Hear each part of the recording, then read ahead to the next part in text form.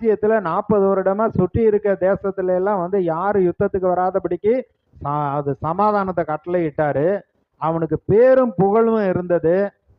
ஆனா கடைசியில வந்து பாத்தீங்கன்னா விக்கிரக கோயில்களை கட்டி மனைவிகளுக்கெல்லாம் சொல்றதெல்லாம் கேட்டு அவன் இருதயத்தை வழிவு போக பண்ணி விட்டார்கள்.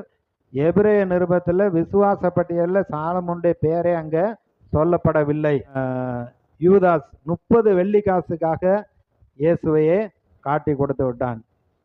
இந்த 30 வெள்ளி காசு எவ்வளவு பெருசுன்னு அவன் பார்த்தான். ஆனால் அவர் சிருஷ்டிகர்த்தா இவ்வளவு அற்புதங்களை செய்து வியாதிகளை சுகமாக்கி இவ்வளவு வந்து மரித்த ஆட்களை உயிரோடு எழுப்பின தன்னுடைய தலைவர் எவ்வளவு விலையேற பெற்றவருங்கிறத அவன் வந்து அறிந்து கொள்ளாமல் போயிட்டான். 30 வெள்ளி காசுக்கு ஆசைப்பட்டான்.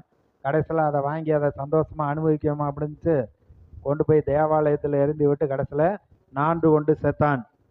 ஆகான்னு வந்து யோசுவா 7வது அதிகாரத்தில் அங்கே ஒரு மனுஷனை பற்றி சொல்லப்பட்டிருக்கு. கரிமி மகனாகிய ஆகான். என்ன அப்படின்னா கர்த்தர் வந்து சொல்லியிருப்பாரு, நீங்கள் வந்து கானான் தேசத்தை சுதந்திரிக்கொள்ள போறீங்க. இப்போ வந்து அந்த எரிகோ பட்டணத்தை பிடிக்க போறீங்க. எரிகோ பட்டணத்தில் இருக்கிற வெள்ளி பொண்ணு எல்லாமே அது எனக்கு சொந்தமானது. அதனால நீங்க யாரும் அதை அந்த கொள்ளையில எடுக்கக்கூடாது அப்படின்னு சொல்லி இருந்தாரு.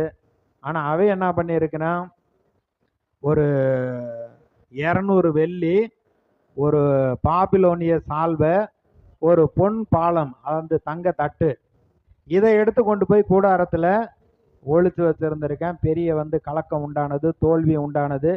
ஆயிப்பட்டணத்துக்கு விரோதமாக போய் கொஞ்சம் மனிதர்கள் தான், ஆனால் இஸ்ரவேலர் முறியடிக்கப்பட்டு வருகிறார்கள். அப்போ அற்பமான கொஞ்சோண்டு வெள்ளி, ஒரு சால்வை, ஒரு தங்க தட்டுக்காக வந்து பிசாசு அவனை வந்து வஞ்சித்ததுனால இஸ்ரவேல் மக்கள் அந்த இடத்துல முறியடிக்கப்பட்டு வருகிறார்கள்.